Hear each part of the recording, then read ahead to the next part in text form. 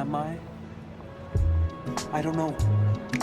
Every month, over 2 million people take the Myers-Briggs personality test in order to be categorized in one of 16 different personality types. I, being one of the 2 million people, couldn't help but see some of the glaring issues surrounding the test. To me, these problems only prove that the test is inadequate in being able to judge a person's character.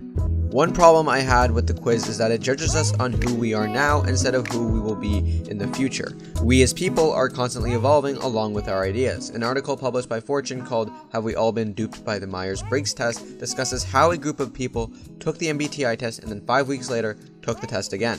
The result was that 50% of those people found themselves with a different personality type than 5 weeks prior. This demonstrates the test isn't reliable because it can't consistently prove the same results twice. Another noticeable issue with the test is the honesty of those who take it. The test isn't an objective look at oneself because it requires the participants to input his or her own answers based on their own self-reflection. The results can also be quite annoying for company directors and executives who want to use the results to place their employees in specific job positions because those same employees could manipulate their answers to get a job for which they are not personally qualified for.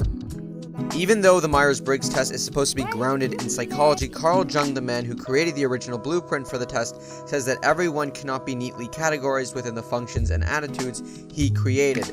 Everyone is an exception to the rule. He's talking about the scale for his own publication, Personality Types, where someone can have a superior characteristic and an inferior characteristic. What's even more problematic is the Myers-Briggs test removes the possibility of someone having an inferior characteristic. There's no wiggle room even if the results between the two characteristics are slim. The test will look at the higher percentage characteristic and label you as such. That's probably why in some tests they encourage you not to select the middle option. But going back to what I previously said, putting labels on people is one of the major issues with the Myers-Briggs test. People can't be placed in categories. While there are people who believe they share traits with their personality types, to describe someone purely as a debater or a campaigner is completely ludicrous. People aren't one-dimensional cartoon characters. If we were to follow Jung's idea that everyone is an exception to the rule, we need to forget 16 different personality types. We need a test that diagnoses over 7.5 billion different types. If that sounds unrealistic, that's because it is. That kind of test